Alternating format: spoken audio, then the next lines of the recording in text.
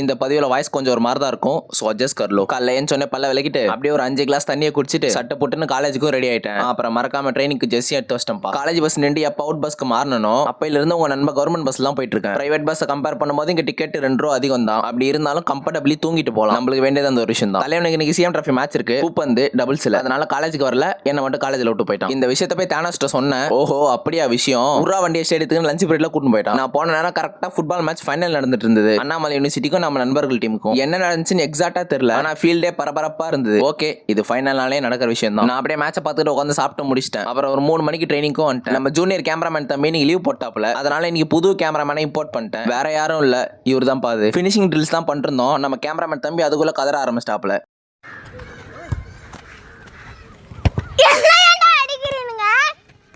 அதுக்கப்புறம் ஃபுல்லாக ட்ரைனிங்கை முடிச்சுட்டு பசங்க கூட கொஞ்ச நேரம் பேசிட்டு அப்படியே அங்கேருந்து கிளம்பி வந்துட்டேன். நல்லா போயிட்டு இருந்தனால இங்கே தான் ப்ராப்ளம் ஸ்டார்ட். என்னாச்சு ஏதாச்சுன்னு தெரியல. தொண்டெல்லாம் ஒரு மாதிரி கரகரன்னு ஆக ஆரம்பிச்சிச்சு. பசி இறங்கிட்டு இன்னொரு பக்கம் பசி வேற. அவ்வளோதான் டோட்டலி வாஷ் அவுட். இதுக்கப்புறம் கண்டிப்பாக பதிவு எடுக்க முடியாதுன்னு கண்டுபிடிச்சிட்டேன். அதனால அப்படியே நீங்கள் அனால முடிச்சுக்கிட்டேன்.